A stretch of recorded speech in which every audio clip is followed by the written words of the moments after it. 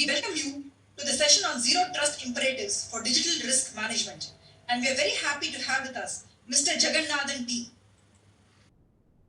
Mr. Jaganathan T is a gold medalist engineer with Business Administration Diploma.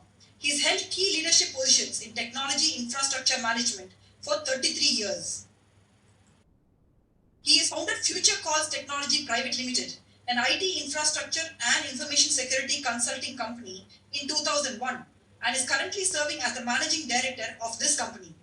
In addition, he is a senior advisor, IT and InfoSec for AGS Health Incorporation. With 6,000 people, it's a BPO and a KPO company spread across 11 facilities in Chennai, Hyderabad, Vellore, and Tirupati. He has been the past president, secretary, and treasurer for Chennai chapter of CIO Club, a not-for-profit association of IT heads.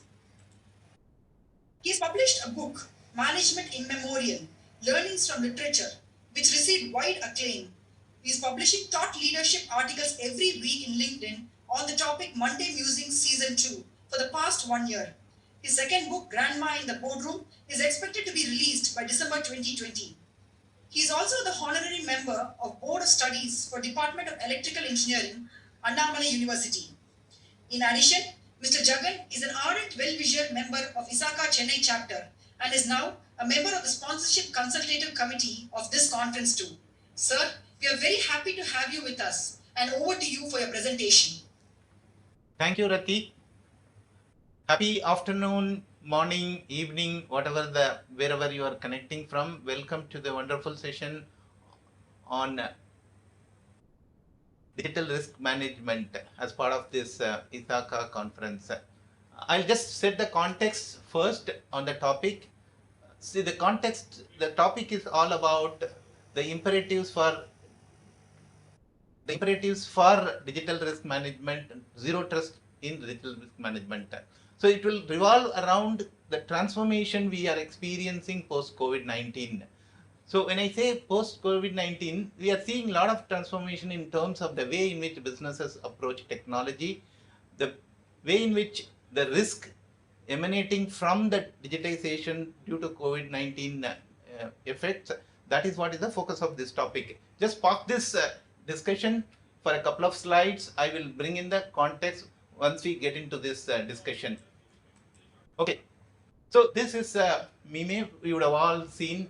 A lot of us enjoyed this. This is during COVID, during the key COVID-19 lockdown.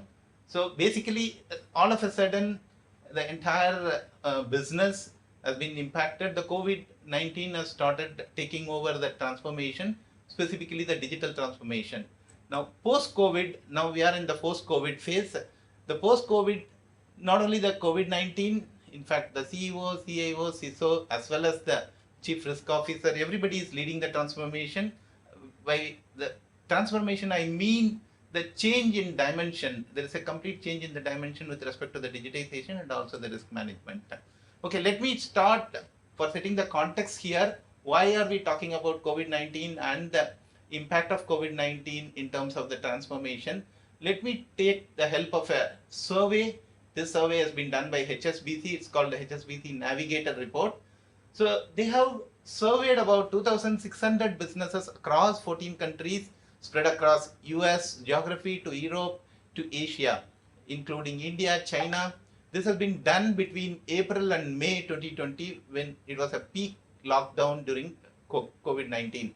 So the whole objective of this survey is primarily not with respect to the digitization or risk management. The objective of this survey is primarily to look at what is the impact of COVID-19 across the business, different verticals, different geographies, and also how the business is surviving, how is the agility, how are they surviving, what is the resilience. That is the objective of this survey. But there are some key findings, interesting findings for us from this survey. I will just focus on the findings which are relevant to us. I'm not going to talk about the entire survey because what is relevant to us is only these key findings.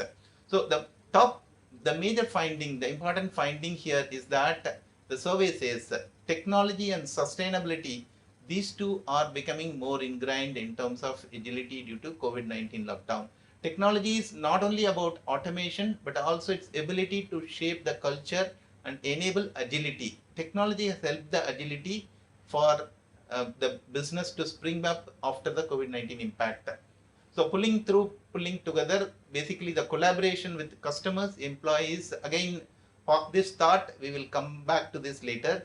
Building agility through a collaborative people first culture and using technology to build a culture and grow the company. And sustainability is again coming as another, apart from technology, this is coming as another important factor in terms of resilience. So we will leave the sustainability part, we will focus on the technology and the corresponding risk management from that. Okay, so this is also part of this HSBC survey. So there was a question of the survey of respondents. In terms of the question was like, how do you see technology changing the way in which you work in the next 2 years? So the response says that three factors they have listed in terms of the changes in technology. One is virtual internal and external meetings. Of course, all of us know. So we are also in this category now. So 57% of the respondents, they have given the answer. They have opined that virtual meetings and external meetings is going to be one of the technology change post COVID-19, not only during the lockdown, even after the lockdown, now the current phase. Okay, and then the second one is of course remote working. All of us know that 37% has said that the remote working is going to stay back after COVID-19.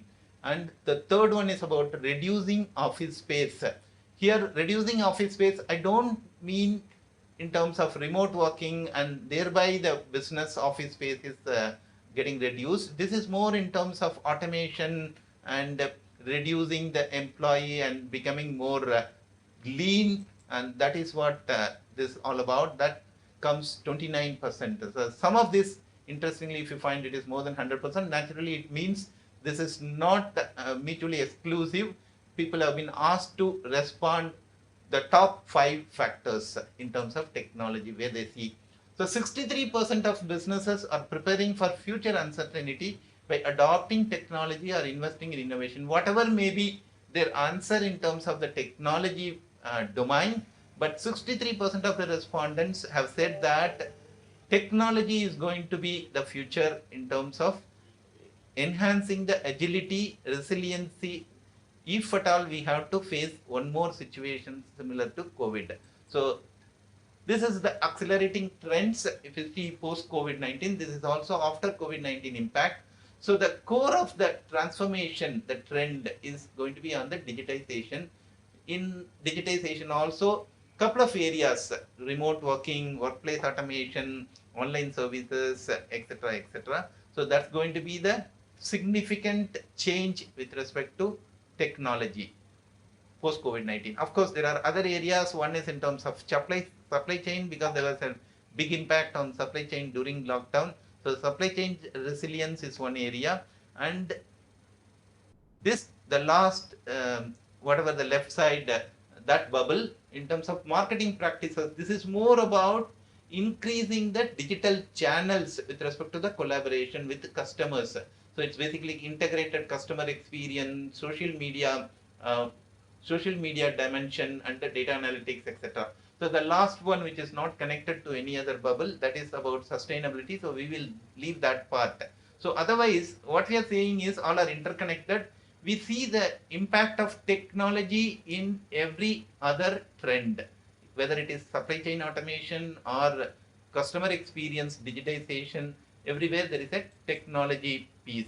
So these are some of the trends post COVID-19 in different industries: healthcare, manufacturing, real estate, retail, financial services, etc., etc. So wherever if you see the important changes, these changes are driven by COVID-19. So this is going to continue for some more time. Whichever industry you are in, the technology adoption is drive is going to continue. The business, it is becoming even little more easier for us to get that technology adoption, quickly get the business acceptance. So this is where the survey findings are saying.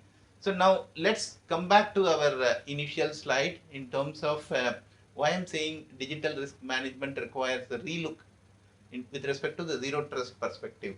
Now, the technology is changing. Technology, in fact, the digitization has been there last 4-5 years in terms of digitization trends, but the COVID-19 has given an acceleration to the digitization trends. That's what we are talking about, and these acceleration in digitization trends need a fresh look at the risk management. So let's look at an example. So even this conference, let's look at an example of this ISACA annual conference itself. Was there an impact due to COVID? Yes, there was an impact due to COVID. I know that the organizers they were talking to me last September, so they were very excited. It's going to be in Asia CACS, so we're all planning starting from September 2019. It was supposed to happen during September 2020. So then COVID came, March 2020. COVID came. There's a lot of uncertainty whether this is going to happen or going to be skipped. Is it going to be a physical event, virtual event? There are a lot of uncertainty. There was a lot of impact. Finally, it happened. There was a little delay, but it happened. Probably it happened even more better, even more enlarged. I heard that there are about 350 plus delegates who are logged into this conference now. Probably it might not have been possible in a physical conference. It is not that easy to have 350 delegates and so many speakers and so many sessions covered in a physical conference. So the impact was there, uncertainty was there, but of course, that is where the agility, that is the agility of ISACA, and then that's what we are seeing in many organizations, even in the HSBC reports. Almost 57%, I remember 55 to 60% organizations have survived and they have shown proved their agility.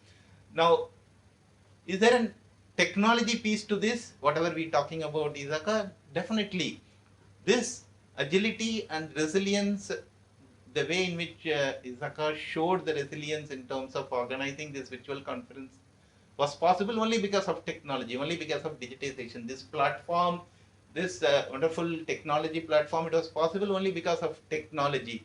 Otherwise, this may not be that easy.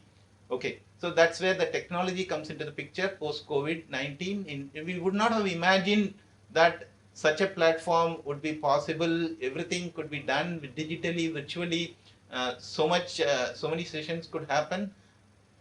We would not have imagined it pre COVID-19. After COVID-19, even this platform itself would have come to the market only post COVID-19. Okay, so that's where the technology and the COVID-19 comes into in terms of the transformation in technology comes to the picture. Now, why is it risk coming here? Digital risk management, the changes in digital risk management, how is it coming into this piece? Okay, so let's again take the same conference example. The technology made it possible that we could do it virtual conference. Was there a risk? Was there a significant risk?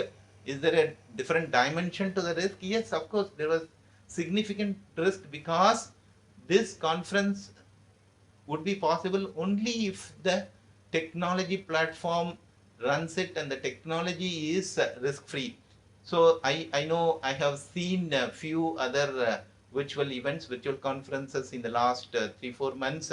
I don't want to name one event. There was a conference which the platform has crashed because of excess login, and the whole event crashed. The event had to be postponed, cancelled, and then rescheduled. It's going to happen later December. So there was a risk. Of course, there is significant risk because the dimension is completely changing. We have never seen this. We have never tested it. We have never seen whether this platform will work for so many users with so many speakers, so many sessions. So there has been a lot of planning had to be done. A lot of risk analysis had to be done. Lot of risk mitigation has to be done. I know even now I see that this whole session we could bring it without any zero defect only because of a lot of risk mitigation options. Lot of sessions, including this session, has been pre-recorded and played back. So a lot of risk mitigation happened. So these risk mitigation has not been traditional approaches. There are a lot of different dimension required in this risk mitigation. That's going to be the topic of discussion today. So much enough about the context setting. Now we deep dive into that topic. Okay, changes driven by COVID-19, we have seen that also. Increasing proportion of customers are willing to interact through digital channels. It is increasing, significantly increasing, exponentially increasing is what I would say. The digital channels, interaction through digital channels is increasing significantly post COVID-19.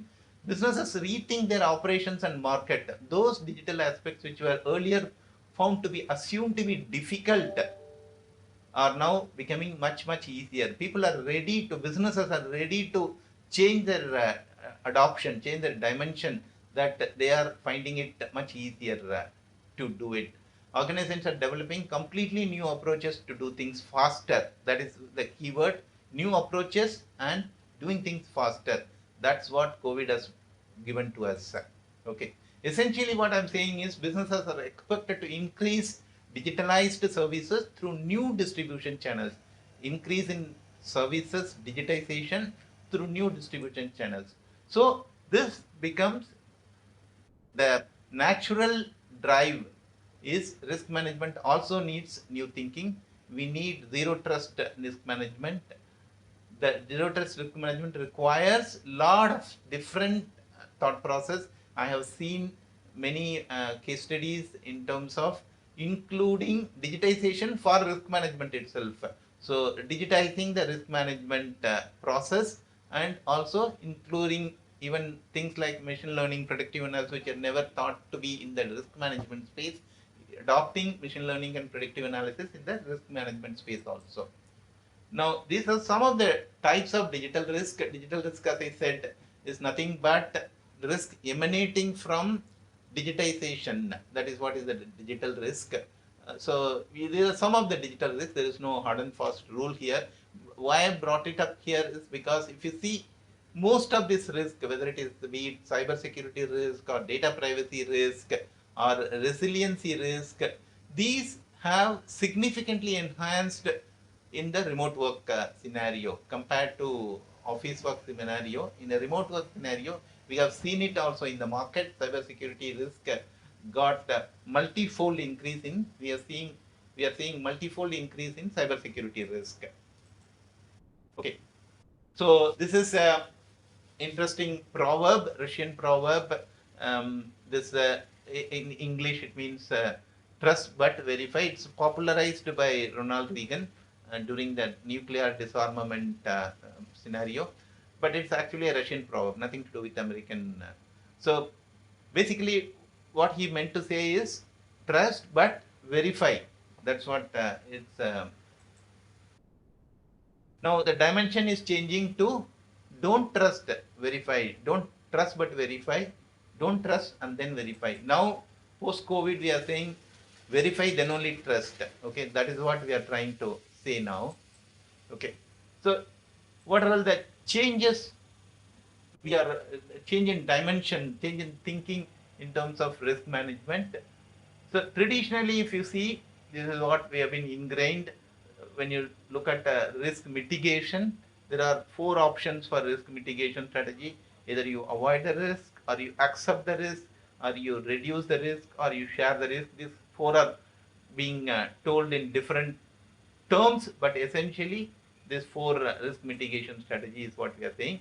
So in this, reduce or share, they are the only mitigation options available, which essentially in both the cases reduce, you either reduce the probability of the risk or impact of the risk.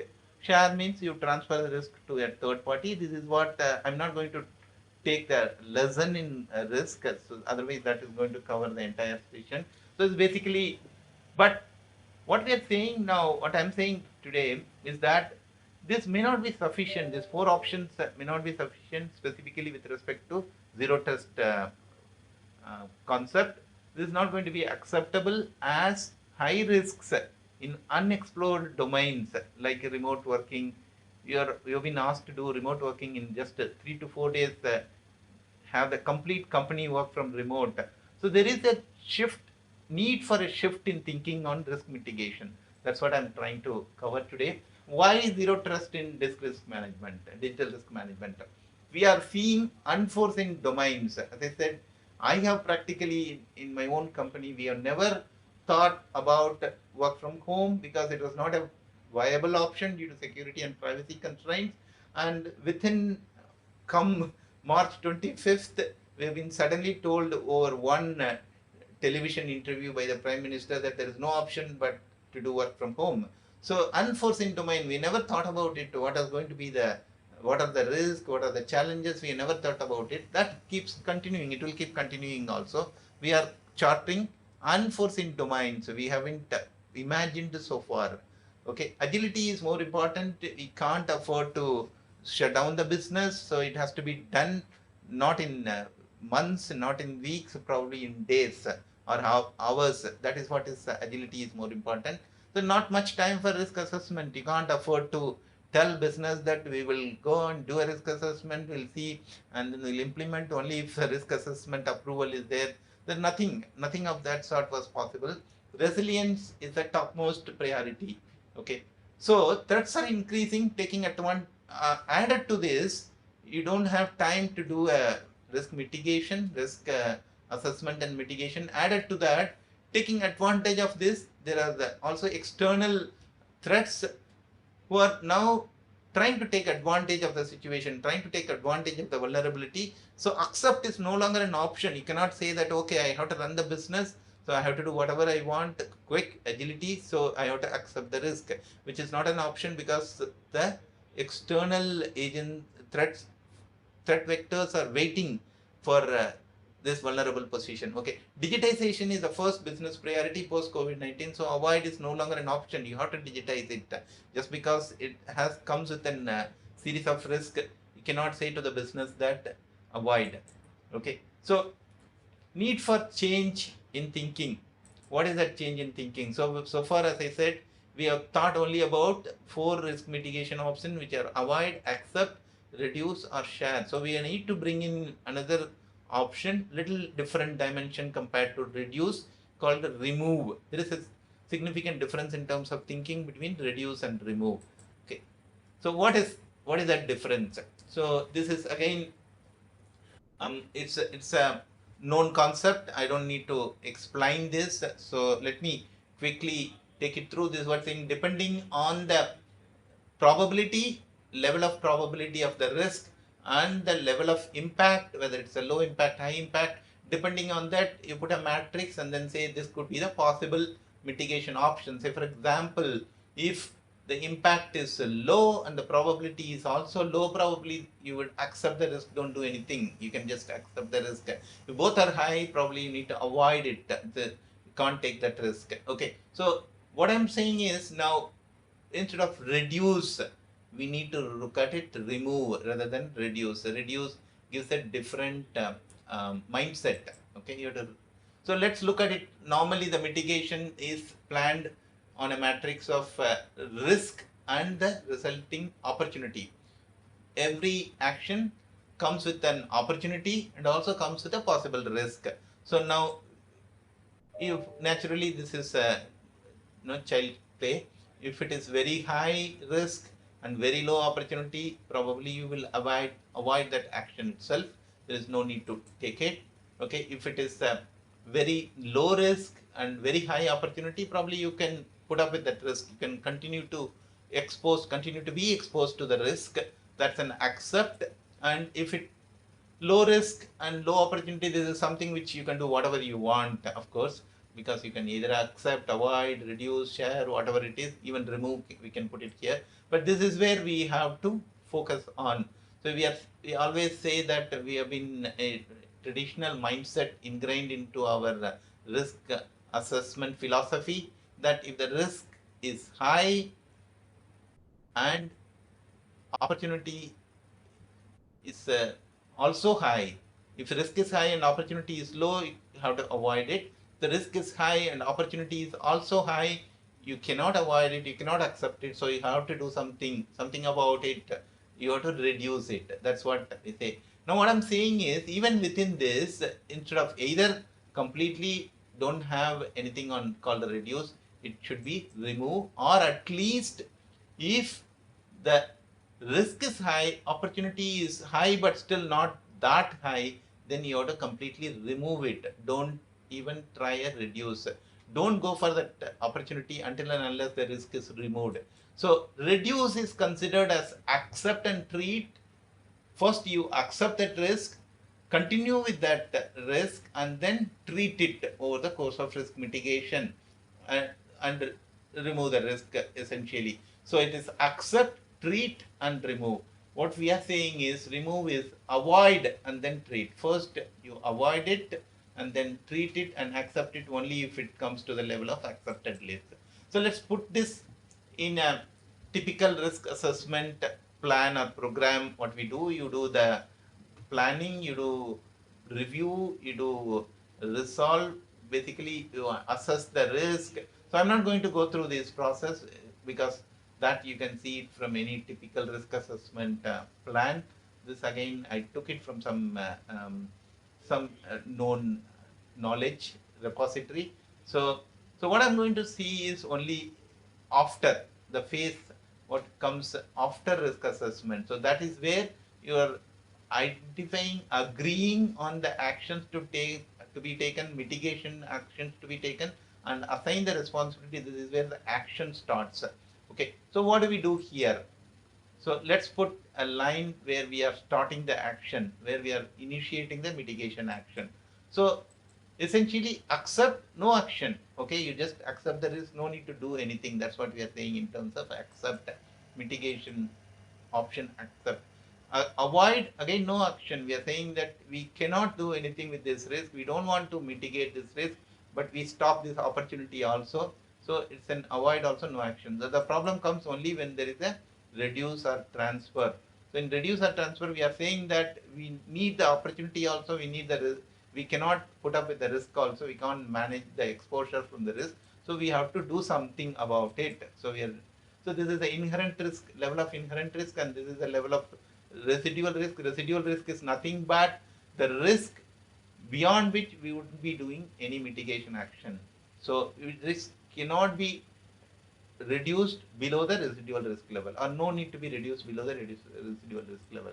So that's what saying. Reduce means it naturally, in terms of timeline, it takes some timeline between inherent risk to residual risk, and during this timeline we are still having this risk. It has not been reduced. Exposure is still there. So we are saying remove means either you immediately remove it, or you don't pursue the opportunity until and unless risk is reduced to an acceptable level. So that's what is removed. So let's look at it from a graphical perspective. So this is a plot of risk against effort. So this is what is the effort in terms of timeline and also the effort required. So this is, once we do the effort, the risk keeps coming down, you keep reducing the risk, okay, and then beyond some level we can't reduce the risk any further. This is the residual risk. Okay, this is the effort in terms of effort required to do this. Reduce the effort naturally keeps going up, cumulative effort. At some point in time, this could be the optimum point. This is called the LR, which is basically acceptable level of risk. So that is the point beyond which it takes lot more effort and cost than the earlier phase to reduce the risk. By spending that cost and effort to reduce the risk, the advantage you get is not commensurate to the effort required to reduce the risk. So that is something like this meeting point. That is the point called acceptable level of risk. Avoid if the residual risk is higher than that of risk appetite. If the residual risk is higher than the organization, each organization might have a different level of risk appetite. If it is higher than the risk appetite, then don't do that. This is again is not something new I am saying. This is all available information. Now this is where something new dimension we have to look at it. If you plot that, I started that as a precursor. So if you plot the risk, level of risk against the timeline, now this is the high risk, this is the low level. Now we are saying that avoid if there is no mitigation, no problem. You don't if the risk doesn't have, if the risk is higher, but still you don't want to do mitigation, either because the effort required is much higher than the potential benefit from that action, so you avoid that. You don't pursue the opportunity at all. So no problem. Now, risk appetite, there is a level of risk appetite for an organization up to which the risk can be accepted. No need to mitigate, no need to take any mitigate effort. So that's the risk appetite. Let's assume that this is the risk appetite. Okay. Now, if there is an action which has an inherent risk which is much higher than the risk appetite, naturally we cannot avoid, neither can we accept it also. Sorry, we cannot first accept it, and we are coming to the conclusion that we cannot afford to avoid also, because the benefit which is not there in this representation in this graph. But if the benefit opportunity is much higher, the risk is also higher, then we cannot avoid it as well.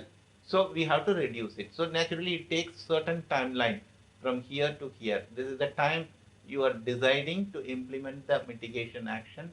Okay, from this time to this time, it is taking certain timeline to reduce the risk. Risk slowly comes down, probably as a straight line or as a curve or whatever it is. I'm just given a pictorial representation, whatever it is. So this is the reduced mitigation. So bring it to the level which could normally be lower than risk appetite, or at least same as the risk appetite. Lower that level, beyond which you don't do anything about it. You just accept it at this point. So at the point of residual risk, we are accepting it.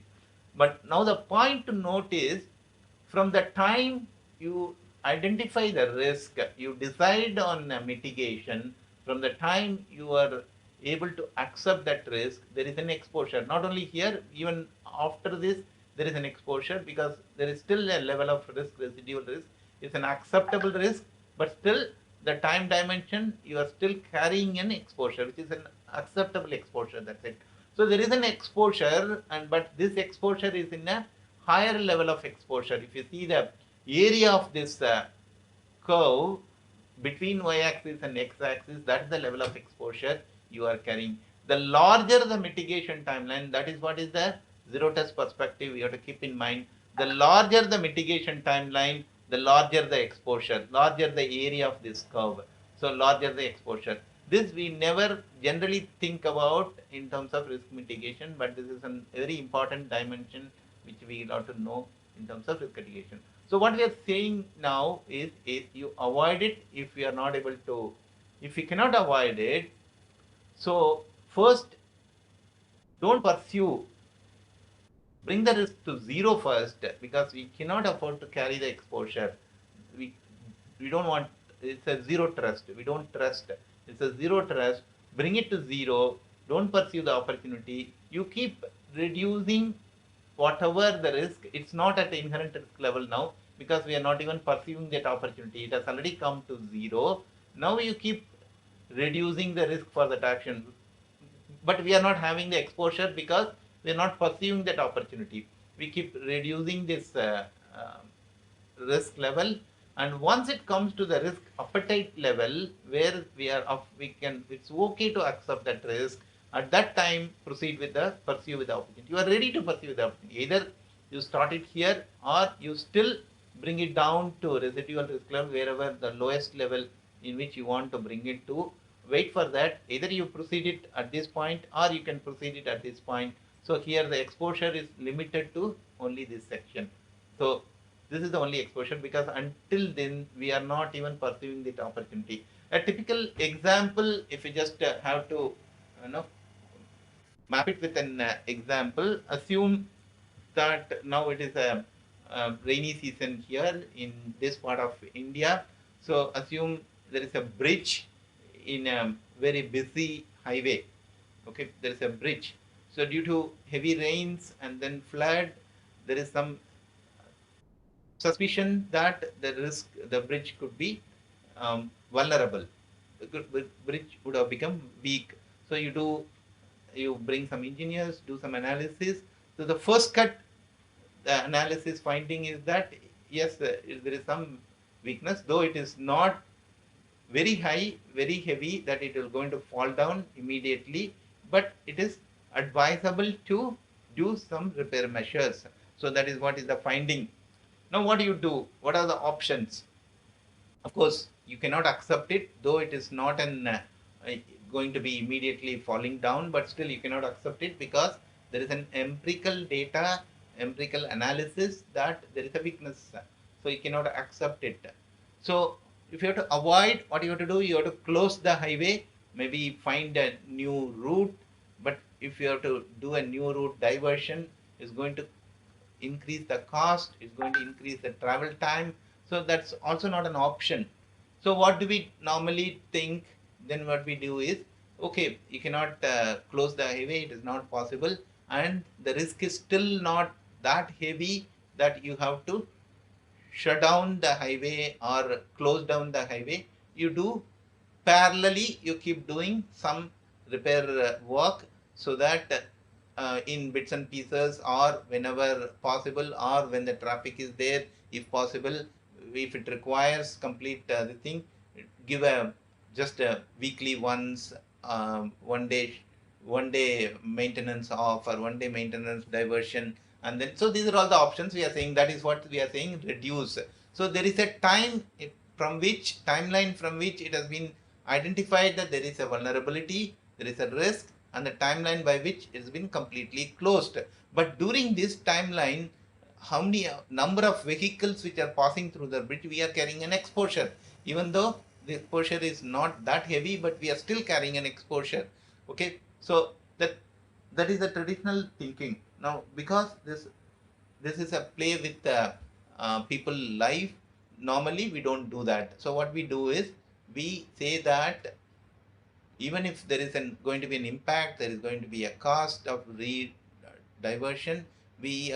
What we do, once we identify that it is a bridge is weak, vulnerable, so we close the traffic and then reroute it and then fix it and then only allow that. So what we are saying is, this is what is a reduce, and the same thinking we have to adopt it for a digitization also. Just because it doesn't deal with the lives, it doesn't mean that we don't have to be, we don't have to trust. We cannot trust. So the traditional approach is, mitigation is done based on risk level versus opportunity. It's a play between level of risk and the opportunity this action brings. But no longer it is a two-dimensional approach. Now it is a four-dimensional approach. Risk level, opportunity, cost and effort of mitigation. More important than that, cost of exposure during unmitigated period. The time it remains as a risk, exposure, and the number of period into the exposure, that is what is the cost of exposure during unmitigated period. So mitigation strategy is not just based on the risk level and opportunity alone. Mitigation has to take into consideration level of risk, risk appetite for the organization, risk tolerance. There is a little difference between risk appetite and risk tolerance. I hope you would all know that. Time and effort of mitigation, value of the opportunity, and cost of cumulative exposure. What is the exposure we are carrying, and how long are we carrying the exposure? The number of vehicles that are passing through the bridge until the bridge has been completely restored. So that is the exposure. It's not just the exposure is if the bridge is weak. The exposure is how many vehicles are allowed to pass through the bridge, allowed to ply through the bridge until the bridge is completely corrected. So that is what is the cumulative cost of exposure. So generally people think risk exposure is probability into loss due to risk. This is what I see in any of the formula. What is the risk exposure? But the new thinking has to be, it's the probability into loss into period for which the risk remains. That is what also has to be taken into consideration. So because of this multiple factors to be considered, decision should be dependent on cumulative cost of risk exposure until mitigated to residual risk, not just the risk exposure alone. So we need more digitization in terms of risk modeling, probably need more predictive modeling to decide on the risk mitigation. So now, once we do this, you do a proper appropriate risk mitigation option. Of course, this we know that in terms of risk management. Once it is reduced to residual risk, doesn't mean that it will always remain in residual risk. This is what we have seen the chart. It from inherent risk, you do some mitigation, do some effort, and then bring it down to mitigation. Okay, it has come to the residual risk. We are free. We can go for a movie. No, because at any point in time, the risk again can rise because there are a lot of environmental factors, a lot of associated factors. It not necessary. At some point in time, if it is not continually monitored, if it is not continually corrected, the risk again can start rising and it can go above the risk appetite level also. So this is what for some point in time it remains as a residual risk and again you start. So this could be, it could relate to any of your digitization initiatives also. Okay, so once it is mitigated doesn't mean that it is always remain as a residual risk, acceptable risk. So that is the imperative also in terms of zero trust. So verify, then trust. That's what we have said. Trust but verify, starting from Regan's trust but verify. We said verify, then trust. Now we are saying never trust, keep verifying, whatever frequency you want. There are a lot of other factors, triggers in terms of this verification. The triggers could be coming from assessments, audits, multiple triggers. So, but never trust, keep verifying. The risk monitoring should be a part of ongoing activity and risk monitoring, and keep verifying and never trust. So that's what is the message I would like to bring it to the people here. So thank you. Thanks for all your patient hearing. If there is any feedback and questions, please you can send it to my email ID shown on the screen, and also you can follow me on LinkedIn. This is my LinkedIn ID. Thank you. I'm open to any question. Thank you.